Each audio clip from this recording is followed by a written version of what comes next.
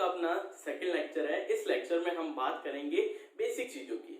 Basic calculation में जो आगे हमारी चीजें यूज होगी उसकी हम बात करेंगे, जो आप लोगों को ध्यान रखनी है। तो यहाँ पर देखना है, यहाँ पर मैंने कुछ एक चार्ट बनाया है। अब इस टेबल के अंदर, इस चार्ट के अंदर बात सुनना, इस टेबल में मैंने अलग अलग टाइप की फिजिकल क्वांटिटीज लिखी है। फिजिकल क्वांटिटीज का मतलब, फॉर एग्जांपल अगर मैं आप लोगों को बोलूं इस मार्कर की लंबाई क्या है, तो आप लोग क्या करोगे, इसको मेजर करोगे, इसकी लेंथ को क्या करोगे, मेजर करोगे। उसकी कोई ना कोई क्या आएगी, वैल्यू आएगी। वो वैल्यू जो आएगी उसकी यूनिट क्या होगी।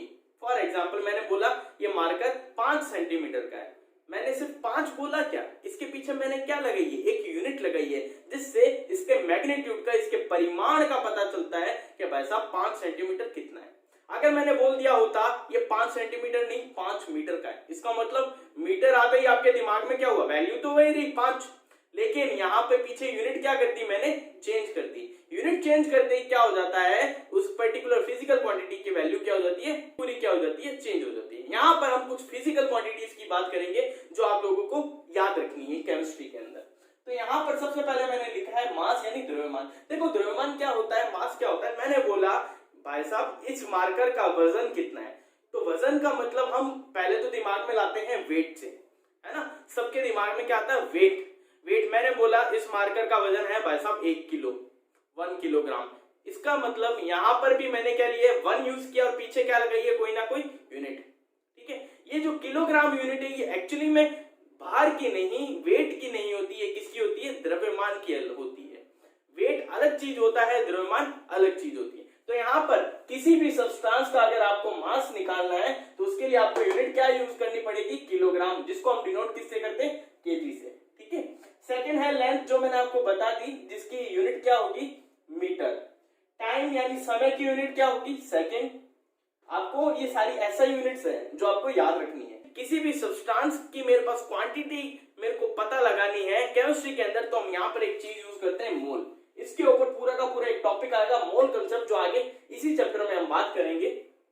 तो यहाँ पर पदार्थ की मात्रा किसमें नापी जाएगी केमिस्ट्री के अंदर, मोल में। ठीक है, फिर आती है वेवलेंथ। वेवलेंथ भी आगे आपके आएगी, लेकिन अभी ध्यान रखना वेवलेंथ क्या होता है। मान लो मेरे पास कोई तरंग है, कोई वेव है, जैसे रेडियो वेव होगी, इलेक्ट्रोमैग्नेटिक वेव्स होती हैं, जितनी भी टाइप की वेव होती है, उसकी वेव की लेंथ कितनी है, लंबाई कितनी है, वो हम किसमें नापेंगे, मीटर में। यहाँ पर वेवलेंथ को हम डिनोट करते हैं लैम्डा से। लैम्डा का मतलब होता है ये उल्टा वाई। ठीक है, ये ध्यान रखना, इसको हिंदी बोलते हैं तरंग दैर्ध्य। उसके बाद प्रेशर यानी दाब की यूनिट। दाब की यूनिट मेजर की जाती है पास्कल या बार में। इसमें या तो पास्कल में मेजर करते हैं या बार में, इसकी मैं अभी बात करूंगा पास्कल और बार की। वॉल्यूम की मेजर की जाती है या तो मीटर क्यूब में या लीटर में।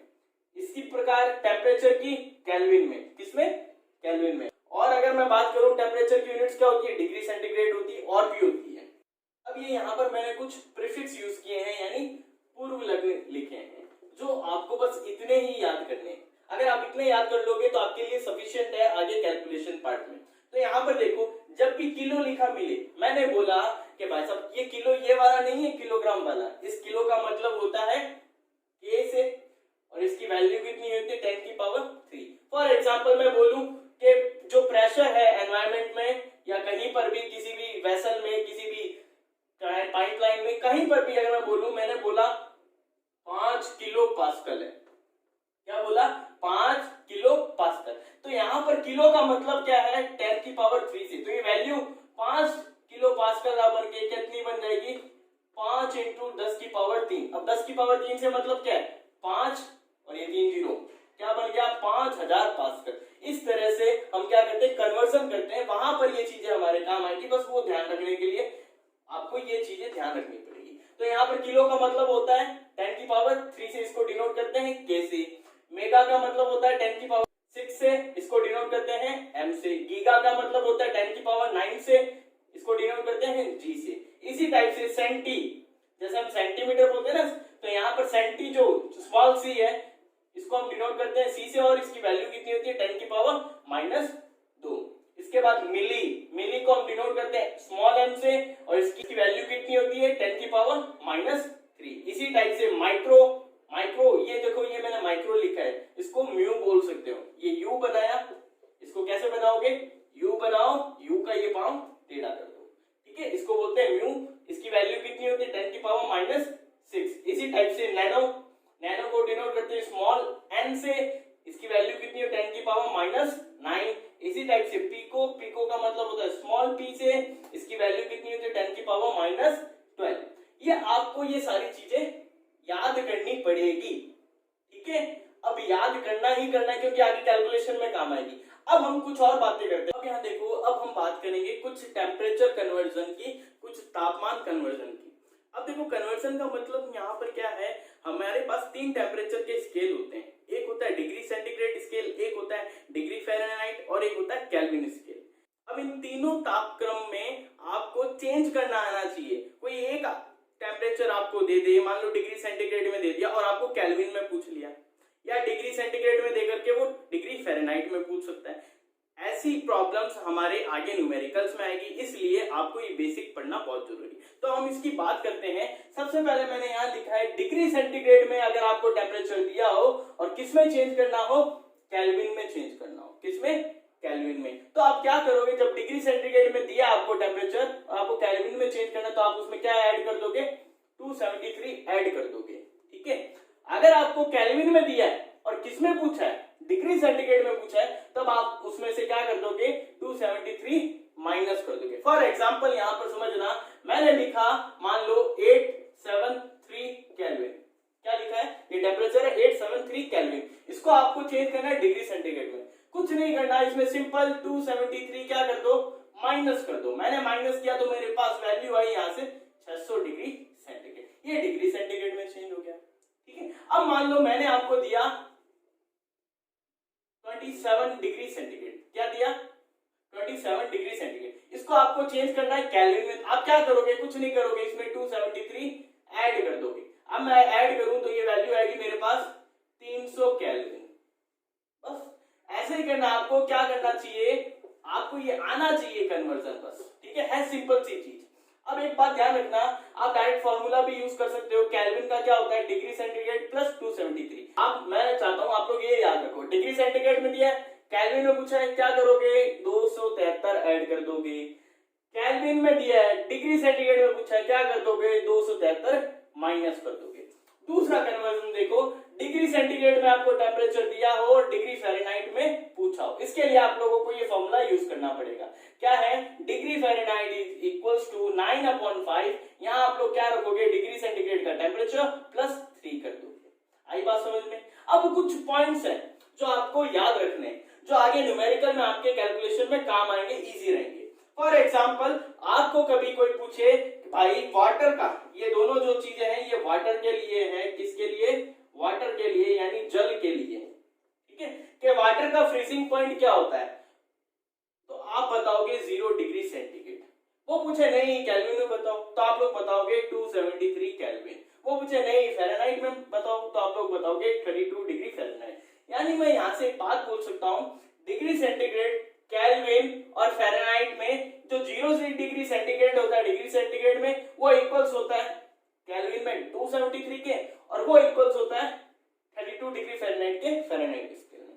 तो ये बात एक ही है, चाहे 0 डिग्री बोलो, चाहे 273 बोलो, चाहे 32 डिग्री फ़ारेनहाइट बोलो। अब वो पूछे बॉइलिंग पॉइंट ऑफ वाटर, तो आप ध्यान रखना, यानी जो पानी है वो कितना डिग्री टेम्परेचर पे उबल जाता है, वो होता है 100 डिग्री सेंटीग्रेड। अगर इसको केल्विन में पूछे तो क्या याद रखोगे, 373 केल्विन, फ़ारेनहाइट में 212 डिग्री फ़ारेनहाइट। अब मैं अगर अपने रूम टेम्परेचर की बात करूं, सामान्य जो हमारे कमरे का तापमान होता है वो कितना होता है डिग्री सेंटीग्रेड में, याद रखना वैल्यू ये 25 डिग्री सेंटीग्रेड। न्यूमेरिकल में काम आती है, अगर वो नहीं देगा कभी न्यूमेरिकल में तो आपको ये वैल्यूज यूज करनी पड़ेगी, इसलिए मैं आपको ये बता रहा हूँ। नॉर्मल रूम टेम्परेचर कितना होता है डिग्री सेंटीग्रेड में, 25 डिग्री सेंटीग्रेड। अगर केल्विन में पूछे तो 298, फ़ारेनहाइट में पूछे तो 77 डिग्री फ़ारेनहाइट। नॉर्मल बॉडी का टेम्परेचर, हमारी जो ह्यूमन बॉडी है उसके बारे में पूछे तो ध्यान रखना कितना होता है normal body temperature degree centigrade में, 37 डिग्री सेंटीग्रेड। यही अगर केल्विन में बात करूं तो 310 केल्विन, और अगर डिग्री फ़ारेनहाइट में बात करूं तो 99.6 डिग्री फ़ारेनहाइट, ठीक है। अब आप क्या करना, घर पे ही आपका होमवर्क है, आप लोग अलग अलग वैल्यूज लेना। मान लो जैसे अभी मैंने यहाँ लिखा था 32 डिग्री सेंटीग्रेड, मान लो ये लिख दिया। अब मैं आपको बोलूं कि इसको केल्विन में चेंज करूं, चलो मैं दे देता हूँ आपको, आप लोग पे करके देखना इनको। होमवर्क के रूप में मैंने दिया यहाँ पर आपको 210 डिग्री सेंटीग्रेड, इसको चेंज करो केल्विन में। दूसरा मैंने आपको दिया 320 केल्विन, 320 केल्विन, इसको आप चेंज करो डिग्री सेंटीग्रेड में। तीसरा मैंने आपको दिया मान लो 50 डिग्री फ़ारेनहाइट, क्या दिया है 50 डिग्री फ़ारेनहाइट, इसको आप चेंज करो डिग्री सेंटीग्रेड में। चौथा मैं आपको दे रहा हूं 15 डिग्री सेंटीग्रेड, इसको आप चेंज करो डिग्री फ़ारेनहाइट में। ये चार आप लोग करके देखना, इजीली हो जाएंगे। अब देखो, अब हम बात करेंगे मास एंड वेट की, यानी द्रव्यमान और भार की। अब देखो, मास का मतलब यहाँ क्या होता है, यानी द्रव्यमान का मतलब क्या है, जो द्रव्य है, जो मैटर है, ठीक है, वो कितना है, वो कितनी क्वांटिटी में है, वो कितनी मात्रा में है, वो चीज हमें क्या बताती है, द्रव्यमान यानी मास बताती है। और वेट का मतलब क्या होता है, वेट का मतलब ये होता है जो हमारे पास मास होता है, जो हमारे पास मास होता है, कोई भी चीज है, कोई भी ऑब्जेक्ट है, ये मार्कर है, ठीक है, इस मार्कर को मैं ऊपर से नीचे फेंकूं तो ये कहां जाएगा, नीचे जाएगा। अगर मैं इसको यहां से छोड़ूं तो कहां जाएगा, नीचे। अब ये नीचे गया, इसका मतलब इसको किसी ने पुल किया, खींचा। वो खींचता कौन है, वो खींचता है ग्रेविटेशन ऑफ अर्थ। अर्थ की जो गुरुत्वीय पावर है वो उसको क्या करती है, अपनी तरफ खींचती है। अब यहां पर ये मास कहां गया, नीचे की तरफ गया, तो यहां पर इसको किसने खींचा, ग्रेविटेशन ने क्या किया, इसको अपनी तरफ पुल किया। यानी मैं बोल सकता हूं यहां पर उसने क्या लगाया है, फोर्स लगाया। तो यहाँ वेट का मतलब क्या होता है, जो हमारे पास मास होता है उसको मैं जो ग्रेविटेशनल एक्सीलरेशन होता है, यानी जो गुरुत्वीय त्वरण होता है, उससे गुणा करवा दूं। अगर मैं यहां पर बोलूं कि मेरा मास या मेरा वेट, हम सामान्यतः यही बोलते हैं। फॉर एग्जाम्पल, अगर मैं कोई मुझसे पूछे कि आपका वेट कितना है, तो मैं यही बोलूंगा 10 किलोग्राम। क्या बोलूंगा, 10 किलोग्राम। अरे गलत बोल दिया, 10 किलोग्राम तो चींटी का भी नहीं होता, मेरा तो है 100 केजी, ठीक है। मैं क्या बोलूंगा, 100 किलोग्राम, एग्जाम्पल है, वो भी नहीं है मेरा, तो मैंने क्या बोला, 100 किलोग्राम। तो ये 100 किलोग्राम मेरा क्या है, द्रव्यमान है, मेरा वेट नहीं है। लेकिन सामान्यतः हम क्या जोड़ देते हैं, वेट जोड़ देते हैं। वो वेट नहीं होता, वो क्या होता है, मास होता है। मास तो क्या है, एक कांस्टेंट चीज है, हर जगह क्या रहेगी, समान रहेगी, नियत रहेगी। इसकी वैल्यू कहीं भी नहीं बदलने वाली। लेकिन जो वेट है ये कांस्टेंट नहीं है, नियत नहीं है, अलग अलग जगह इसकी वैल्यू अलग अलग होगी। फॉर एग्जाम्पल, मैं अगर बात करूं, धरती पर मेरा मास मान लेता हूं मैं 100 केजी है।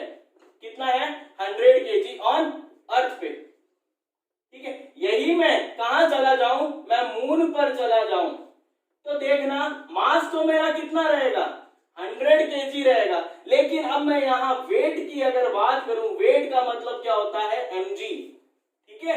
यहां पर जो g है, अर्थ पर तो क्या था, g की जो वैल्यू है अर्थ के लिए, वो हमेशा आपको लेनी होती है 9.8 मीटर पर सेकेंड स्क्वायर। ये कि मून पे अगर मैं बात करूं, ये क्या हो जाती है, जो अर्थ की वैल्यू होती है उसकी 6th पार्ट हो जाती है, यानी GE/6 हो जाएगी।